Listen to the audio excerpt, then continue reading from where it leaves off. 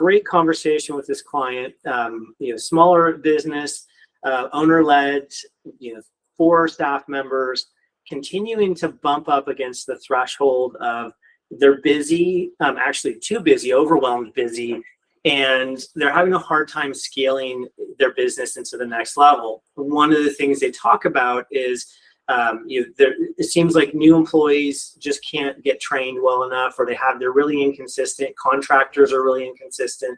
And so the owner or the high value staff members are spending a lot of time correcting things that less skilled team members would do incorrectly. And so, I talked a lot about, just a second ago, that a lot of that is based on having standards and procedures and like documentation. This customer has none of that, right? So everything in their organization is up here. And if a high value employee walks out the door, that knowledge goes with them. And so what happens is every time a staff member walks out the door, the owner is burdened with all the debt, or the admin debt of training the next person, correcting that person's mistakes, dealing with a frustrated customer, doing work on the weekends to catch up on the volume of work they already had. So you basically just start to get buried, right? The people you hire to fix the problem actually add more work to it, so you just give up.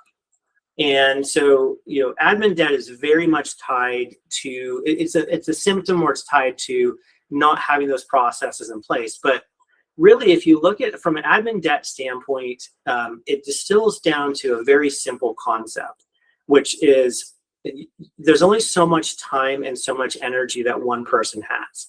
And when we fill our time and our energy with tasks or obligations, are those tasks or obligations generating a return of 2 or 3 times value for what we put into it? Or are they sucking us dry and taking away from us, maybe only returning 50% value or 25% or 10%? So I'll give you some examples.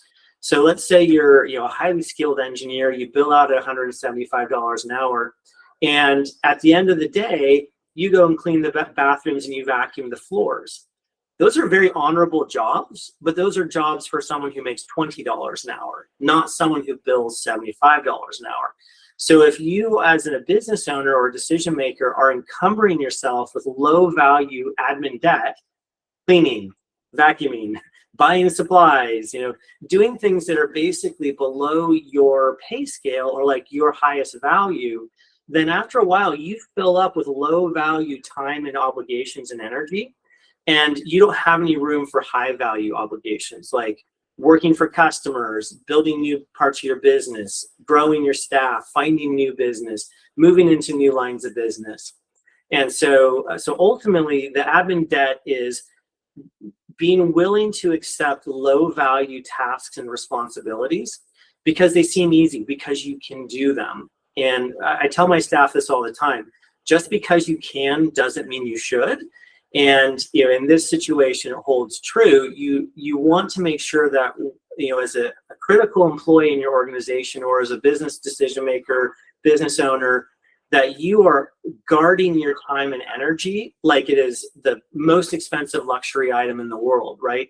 People will love to waste your time, and they don't care if your business doesn't grow or succeed. They're happy that you're taking on a $20 value task.